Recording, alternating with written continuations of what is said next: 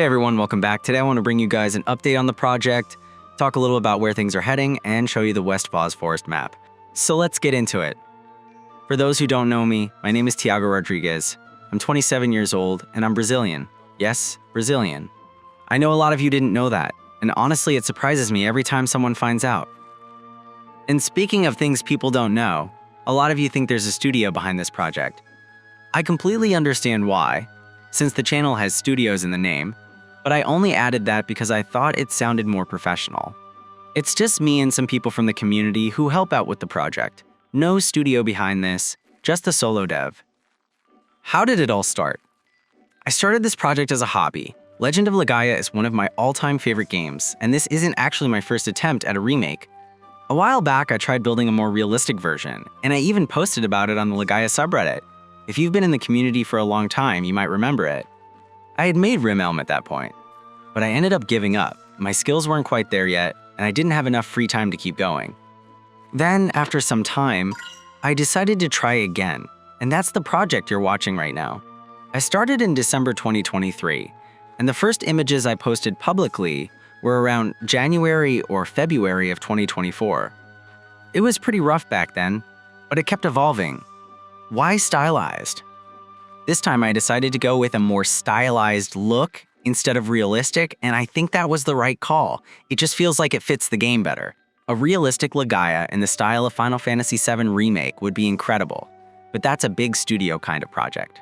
For a solo dev, stylized made much more sense, and honestly, I think it works really well for what this is. The engine.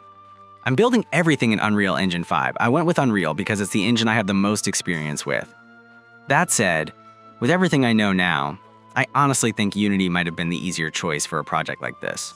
But here we are, and Unreal has been delivering some great results visually, so no regrets. Where are we now? The project has come a long way.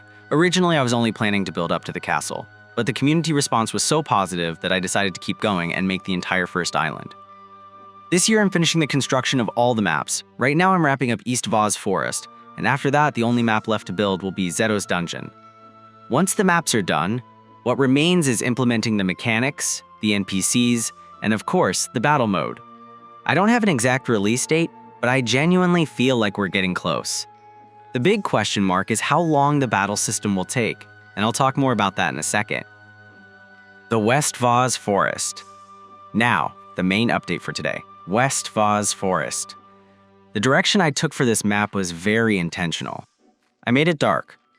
Nighttime atmosphere, dead and dark leaf trees, a somber and oppressive tone throughout. The reason is simple. This forest is geographically close to the mist generator in the game. It just made sense that the environment would feel heavier and more lifeless the closer you get to that source. I'm really happy with how the atmosphere turned out on this one. Just keep in mind this is not the final version yet. There are still things I want to adjust and polish, but I really wanted to share this progress with you. Battle mode, the most requested feature. I know, the battle mode. It's the #1 thing people ask me about in the comments, and I hear you. It's coming, slowly, but it's starting to take shape. Recently, a community member named Andrew Showers started a reverse engineering project on the original Legend of Legaia. This project will make it possible to extract all the enemy models and animations from the original game. That is going to help enormously with building the battle system. He also mentioned that in the future it should be possible to do the same with the main characters and their animations, which means I'll have almost everything I need to bring the battles to life. I'll leave a link to Andrew's project in the description, definitely go check it out. Community. I want to take a second to talk about the community, because you guys genuinely keep this project going. I read every single comment.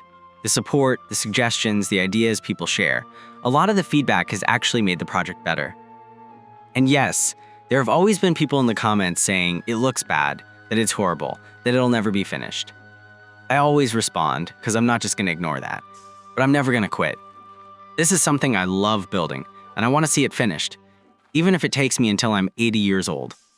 One last thing, this video is a little different from what I've been posting. My previous videos were gameplay with text on screen, no narration at all. This time I wanted to try something different. Since my English isn't the best, this narration was done with AI voice. I know a lot of people aren't fans of that, and I completely respect it. So let me know in the comments what you think. If you'd prefer, I can try doing the narration with my own voice instead. And one more thing. I've been thinking about doing a Q&A video where I answer your questions about the project. If that sounds fun to you, drop a creative question in the comments. Let's see what you guys come up with. That's it for today. Thank you so much for watching and for all the support. It really does mean a lot. Next video, I'll be back with the East Voz Forest update. See you then.